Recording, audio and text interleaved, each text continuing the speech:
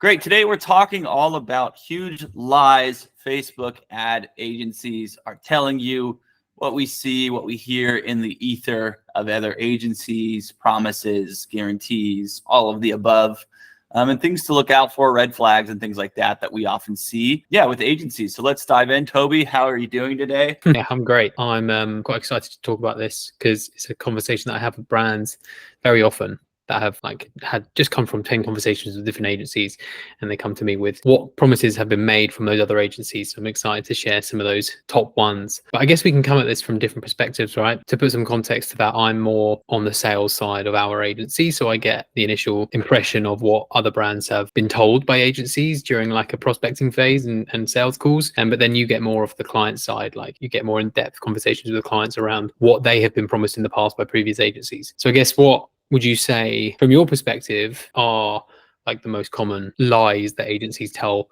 brands when they come to try and sell them or get them on board as a client? Yeah, I think the biggest qualm I have of things that I've seen, and like I would say it's a pretty big red flag to me, is a lot of the guarantees that you see out there. A lot of those can be coupled with like really high like ROAS guarantees, where they're just like 8x ROAS guaranteed if you work with us, 8x ROAS in the first 2 months, or any of those like quick turnaround, very high ROAS guaranteed agency statements, promises, things like that, to me are the biggest red flag. I think that's one of the ones that, out of like some of the ones that we've talked about, like, or will talk about, I think that's the major one that I see that I'm like, oh, like, I don't know about that. I know it's something we've talked about doing before, but I think if we kind of get into why it isn't great and why maybe it's a bit of a red flag, I think first, an 8x ROAS is really high for most brands. So that could mean, if we talk about some of the other red flags, they're over attributing ad performance, or they're doing a lot more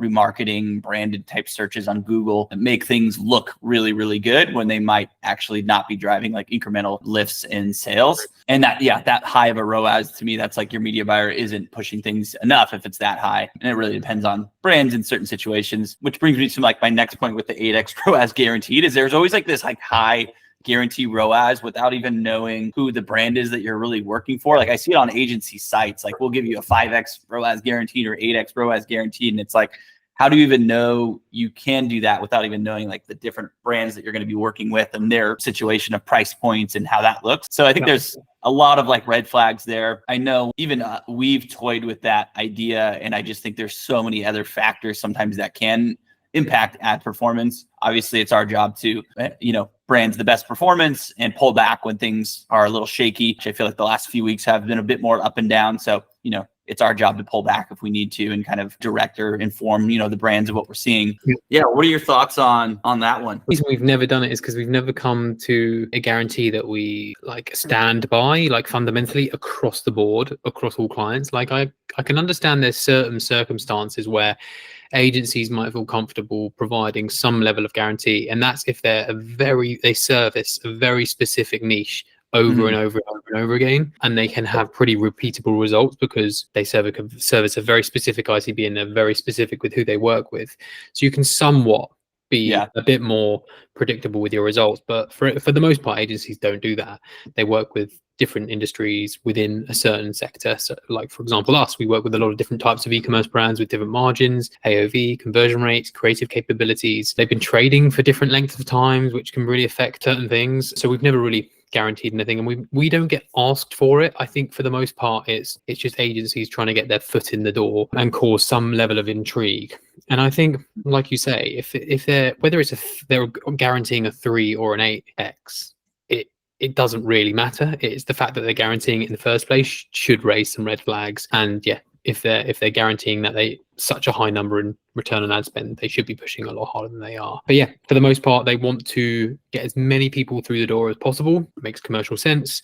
They got more chance of hitting those goals with high volumes of clients. But I would say to a brand, you probably don't want to be one of those brands that they're keeping their fingers crossed for, hoping that they can hit those goals. And I would say for the most part, also the guarantees that they do offer, for example, money back guarantees, frequently come with some form of caveat that is often out of your control as well. So don't necessarily look for the agency that offers those like guarantees. Just look for the agency that has the most reliable case studies, robust systems, and you have a good gut instinct and gut feeling for. But I think there's loads of guarantees when it comes to like performance creative as well. So like certain cost per acquisition, certain thumb stock ratios, all those sorts of things, which always should raise suspicion. But yeah, I would agree. I would say that's probably the biggest lie most agencies tell their clients, or at least they won't tell their clients that. They just plaster that across their ads and plaster that across their case studies or whatever, just to get intrigue.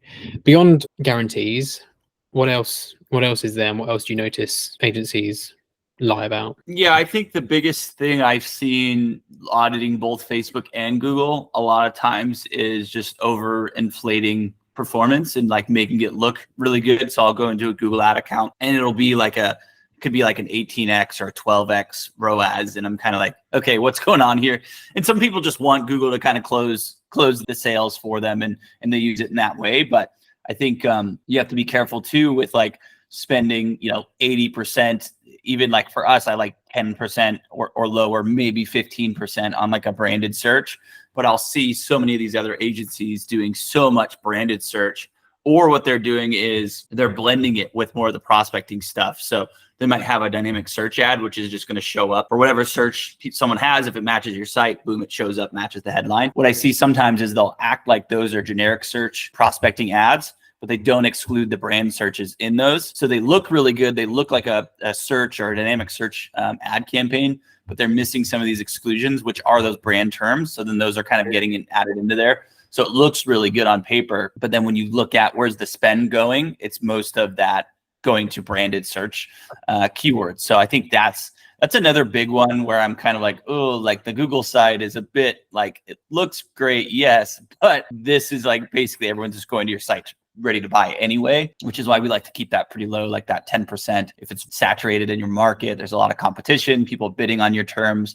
I could see raising that up a bit more for more defensive play, but to me, it's like, yeah, keep it pretty low. Don't blend it at all. Try to exclude things as much as you can, for sure. That happens a lot, right? When we go into audits, or even when we onboard a new client, we notice that branded search is so inflated, or more inflated than it should be. And I think again boils down to transparency around results, or they're overinflating their results to make themselves feel better to hit certain milestones. Yeah, I think anytime your ROAS is getting really high, and like, again, some agencies just love to share that, to me, it's sort of like a red flag of either like, A, it's maybe overinflating, there's a bit more remarketing going on there that you might think, or B, they're just not pushing things enough. And yeah, like it could be probably scaled up more depending on obviously the overall structure and how things are looking. Yeah, and with branded, it's either it's like I said, it's really high, so the branded search campaign is 50%, 60% of the spend. Or I see the trickier thing that I see is it's just not excluded in different campaign types. Even performance max now, you have to go in and exclude it. So that could be one that some people are starting to blend in. A newer campaign that's a bit harder to exclude it. So you might see that a bit more there. Or like I said, in like generic search or dynamic search ads, you might see missed exclusions there. So yeah, kind of masking it a bit, which isn't ideal. Do you see a similar trend happening over on Facebook as well, or is it just predominantly Google? That's a good question. I think Facebook is trickier with a lot of the iOS stuff. Yes, sometimes we see it's a more nuanced than Google, I would say, though. So sometimes we see people excluding site visitors and purchasers. I still like to break out like prospecting from remarketing, but there's some instances where you might want them together. If you really want to consolidate your account, you might be a bit more loose on your exclusions, and it really can depend on the brand. Like, do we want to get some social proof going more from past purchasers? And really get the comments going with people that love the brand and building things up, social proofing it, then you might be a bit more lax. So yeah, you can look at, like if you're using like a triple whale though, you can still look at like NC ROAS and just look at like the new customer numbers too. And that can be a nice little breakdown of what's actually getting sales here. What does that look like with new customers versus returning? So yeah, Facebook's a bit more nuanced. You might want to sometimes consolidate and have a slight blend. Even with like the ASC campaigns, we might have a small percentage going to remarketing, but we, again, try to keep it pretty small overall there. But really, yeah, it's a bit more nuanced. Like I said, it kind of depends on the account and kind of what you're wanting to do. It's not quite as black and white. I guess this also depends. We have different types of clients. There are some that are very sophisticated when it comes to advertising, and they could see it through, excuse my French, a lot of bullshit that is conveyed when it comes to performance reporting. But then some aren't as clued up and they want to hand that off. So agencies typically get away with pulling the wool over their clients' eyes when it comes to performance, and they can blag certain performance metrics whilst kind of having some tricks up their sleeve to make those numbers look better. So just be wary of that and make sure that you know the numbers, such as like budget allocation towards those campaign types within Google, and it's not too heavily kind of allocated towards those brand search terms. Okay, one thing that I noticed that I'd like your thoughts on are who the client's team will be and who will ultimately be working on their brand is also very often inflated or flat out lied about. So at Brick, we are really adamant that it's a collaborative endeavor. So a lot of team members work on a single ad account, Google media buyers, Facebook media buyers, creative strategists, lead strategists, account managers, for example, whereas other agencies might just rely on one single person to kind of push those results and work on the account. And then also it comes around to the level of talent. So we're really strict with making sure that our team are A players, whether they come on board as A players. We have education and structures in place so they become A players and are the cream of the crop in the industry. But often agencies hand accounts down to junior talent, and as they scale, they typically don't spend enough time on individual client accounts. They spread themselves too thinly.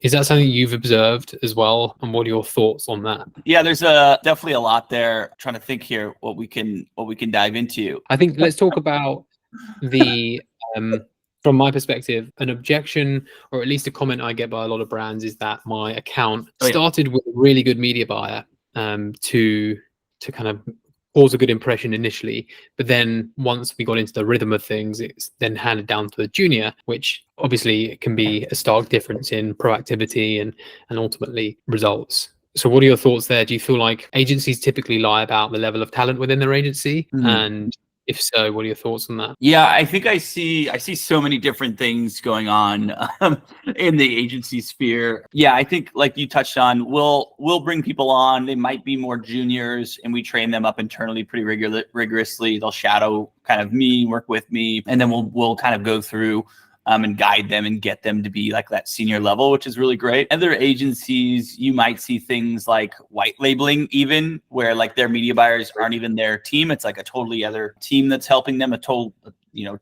complete different agency that's helping them, which is interesting. I know there's some Google agencies, we've seen that kind of do things like that. I think the other thing you might see is way more outsourced media buyers. So they might be like contractors, but they could be like more foreign contractors, not the best with copy, which I've seen more issues with some of those agencies where copy and what they're writing is just way off or has a lot of like very basic spelling and grammatical errors. I think there's the other side of it. You do see some of the bigger agencies. Some are really great and they have good systems and they can train people up internally and they can get to be that senior media buyer. I'd say we're pretty much in line with that kind of angle where this is how we do things. It's all very similar. Here's how we adapt. Here's how we make decisions, which I think is good. There's other, like, I would say bigger agencies that are, more of a mess behind the scenes. And it's more like they're big. They might have big speakers and people that go out and they're a big brand. Perception of the brand is very high. So they'll get brands to start working with them. And then again, that goes to maybe someone's a bit more or very junior running that ad account. And maybe their structure just isn't as great as perceived to be. So I think there's multiple different ones there. Like I touched on real quickly, I'd say there's outsourced, there's freelancers. Some are I would say more foreign to the native language that you might want them to be. Doesn't mean they're a great media buyer. They could be a really good media buyer. You just probably don't want them writing your copy and making those copy changes, as I mentioned. You have the white label agencies out there. You have, like I said, bigger agencies or more forward public agencies that could be dialed in and really good behind the scenes and have that structure, or they could be more of that shit show.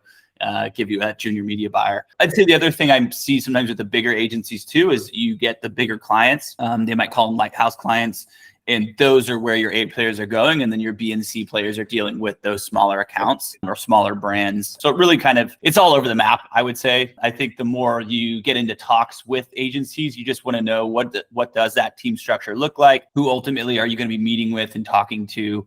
I'd say that's a point we didn't really touch on, but sometimes too, when they are more outsourced or white label or whatever they might be, you're not really talking to that media buyer directly. You're talking to maybe an account manager more so, and they're relaying that information, which then can take a bit more time for that back and forth or a bit more time to make changes really quickly. You see some of the bigger agencies kind of get into some troubles there where just things are a bit slower. Yeah, a lot there.